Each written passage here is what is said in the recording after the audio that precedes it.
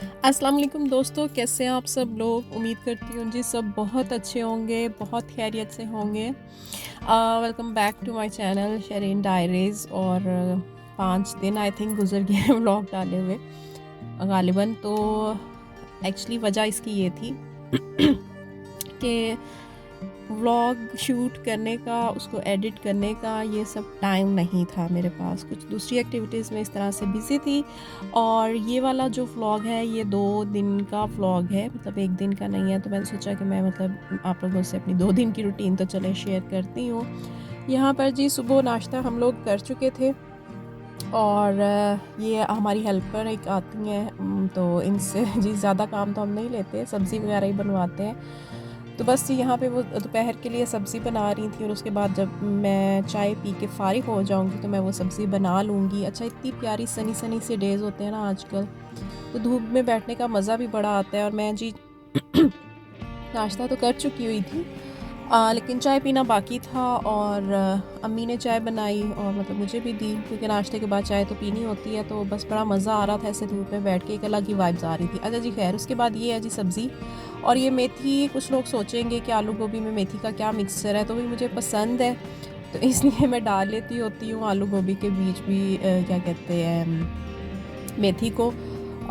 वैसे बुरा टेस्ट नहीं आता, लेकिन अगर आपको नहीं पसंद तो ना भी डालें। मुझे पसंद है इसलिए मैं डाल लेती होती हूँ।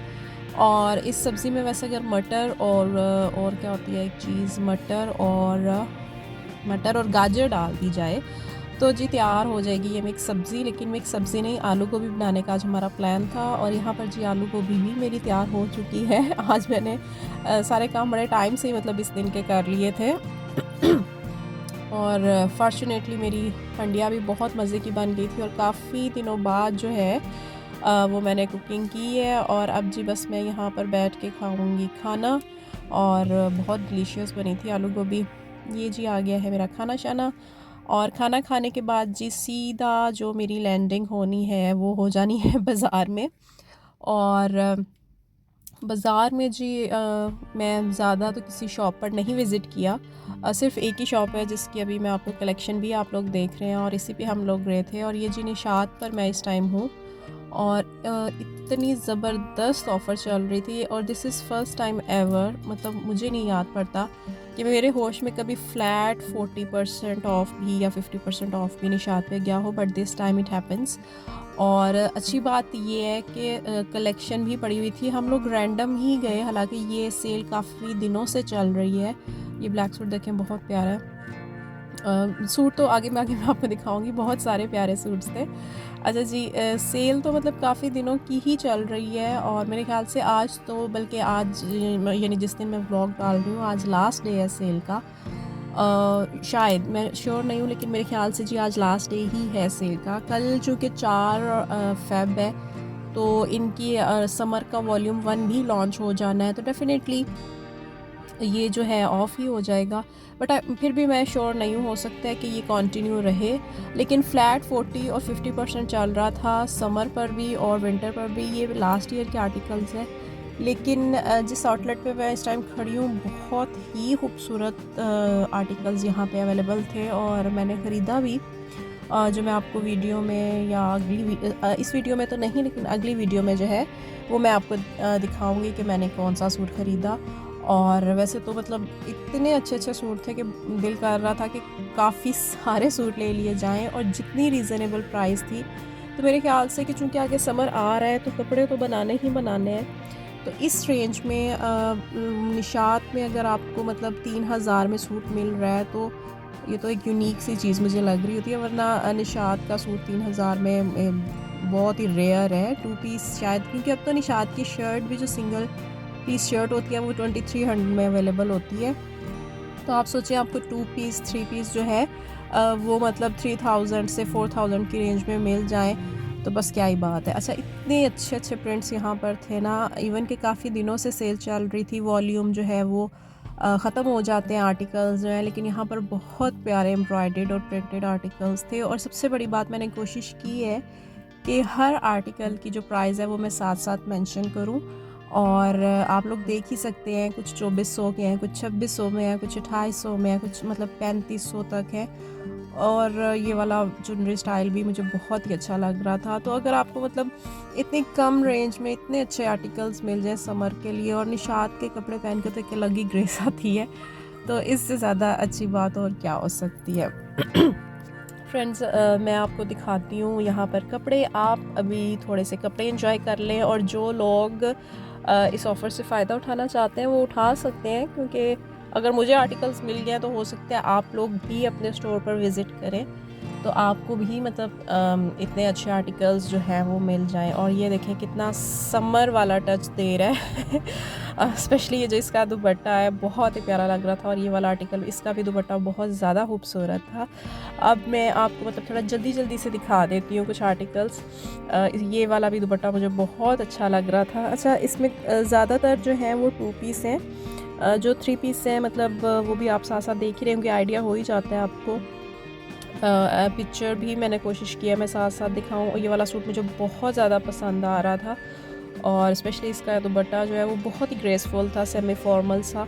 कुछ के साथ जो है वो सिल्क दुपट्टास थे कुछ। अच्छा, ज़्यादातर के साथ जो है दुपट्टास वो टिशू या कॉटन नेट में थे, जैसे सेमी फॉर्मल चीज़ होती है कुछ उस टाइप के, और वो बड़े ही प्यारे लग रहे थे।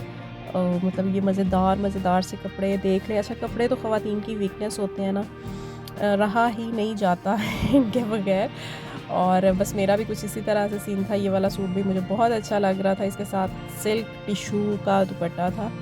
और ये वाला दुपट्टा देखिए आप, इस कदर खूबसूरत दुपट्टा था, और ये वाली एम्ब्रॉयडरी बहुत अच्छी थी। बस ये मतलब मैं वहाँ जाके ना मतलब क्रेज़ी हुई हुई थी कि क्या लूँ क्या छोड़ूँ, लेकिन चूँकि हमने अपने बजट में ही रहना होता है और बजट के अकॉर्डिंग ही शॉपिंग करनी होती है, लेकिन अपॉर्चुनिटी बहुत अच्छी थी। मसलन ये वाला दुपट्टा भी बहुत खूबसूरत था। नेट का दुपट्टा था और एम्ब्रॉयडरी हुई थी, और इसके बॉर्डर पे भी एम्ब्रॉयडरी थी। ये इसकी शर्ट है, ये इसका बैक था, और फ्रंट में आपको इसकी पिक्चर दिखा देती हूँ। कुछ इस तरह से ये सिलनी थी। 4195 का ये सूट था, और इतने रिजनेबल कपड़े थे बस जी, मतलब मज़ा आ गया था कपड़े देख के भी, और कपड़ों को जो ख़रीदा वो लेके भी। कभी कभी बंदा होता है ना बड़ा अच्छे से इंजॉय कर लेता है कम टाइम में भी, तो कुछ ऐसा ही सीन मेरे साथ हुआ था कि मैं बहुत ज़्यादा इंजॉय किया था इस ट्रिप को मैंने। और इसका दुपट्टा भी मैं आपको दिखाती हूँ, बहुत नाइस है। ये देखें जी, इस तरह से सेमी फॉर्मल सा इसका दुपट्टा है। आप मतलब कोई इवेंट जैसे डिनर होता है या बर्थडे होता है तो उसमें भी इसको वेयर कर सकते हैं। ये वाला दुपट्टा भी बहुत खूबसूरत था। ओके जी फ्रेंड्स, आपने कलेक्शन सारी देखी। मतलब मैंने निशात ही विज़िट किया था, और मैंने सोचा कि मैं आपको भी दिखा देती हूँ, और जो इन्फॉर्मेशन मेरे पास है वो मैं आप लोगों से भी शेयर कर लेती हूँ। उसके बाद जी आप सोच रहे होंगे कि मैं कहाँ खज्जल ख़राब हो रही हूँ, तो इस टाइम जी मैं आई हुई हूँ वो जो गवर्नमेंट डिस्पेंसरीज़ होती हैं ना, वहाँ पर। यहाँ से जी मेरी भांजी को लगी थी वैक्सीनेशन, और फिर उसके बाद वो बाहर चली गई, मतलब अपने घर चली गई। तो अब उसकी मदर ने, चूँकि उसकी वैक्सीनेशन का टाइम है, तो वो मुझे पूछना चाह रही थी कि आई थिंक्स वो डॉक्यूमेंट्स नहीं लेके गई या उससे वो मिस हो गए हैं। तो वो कह रही थी कि उसी वैक्सीनेशन सेंटर पर दोबारा जाओ और मुझे उनसे कंफर्म करके दो कि लास्ट वैक्सीनेशन पाकिस्तान में उसे कौन सी लगी थी, क्योंकि वो वहाँ जब उसे वैक्सीनेशन लगवाने गई है तो उन्होंने कहा है कि आपने पाकिस्तान में से कौन सी वैक्सीनेशन लगाई थी, हमें उसका नाम बताएं ताकि हम उसके अकॉर्डिंग जो है इसको ट्रीट कर सकें। तो बस यहाँ मैं वो इन्फॉर्मेशन लेने आई हुई थी, लेकिन वो मतलब ये डिस्पेंसरी क्लोज़ हो चुकी हुई थी। अच्छा, ये गवर्नमेंट डिस्पेंसरीज होती हैं, और यहाँ पे मतलब बेस्ट वैक्सीनेशन सेंटर्स होते हैं ये। तो ये खैर फ़िलहाल तो बंद था, तो इंशाल्लाह ताला मैं कल मॉर्निंग में पता करूँगी इसका। और उसके बाद जी हम घर विराजमान होते हैं, और घर विराजमान होते साथ जी ऑर्डर आया था कि दलिया बना दें। तो मैं यहाँ पर जी जौ का दलिया बना रही हूँ। ऑर्डर भी आया था और मैंने ख़ुद भी खाना था, क्योंकि कुछ लाइट सा खाने को मूड था, तो मैंने सोचा कि ये बेस्ट हेल्दी डाइट भी हो जाएगी। अच्छा, कॉमन सी इसकी रेसिपी है, कुछ ख़ास तो है नहीं इसमें, जैसे सब जौ का दलिया बनाते हैं उसी तरह से। और ये जी इसकी फ़ाइनल लुक आ गई, और ये नमक वाला भी बन जाता है और मीठा भी बन जाता है, पर राइट नाउ मैंने जी मीठा बनाया था। हनी डाल के भी आप लोग इसको खा सकते हैं, वेट लॉस के लिए जौ का दलिया बेहतरीन चीज़ है, और बहुत ही यम बनता है। मुझे ये वाला बहुत ज़्यादा पसंद है। वेल फ्रेंड्स, मैं मिलूँगी अगली वीडियो में, तब तक के लिए अल्लाह हाफ़िज़।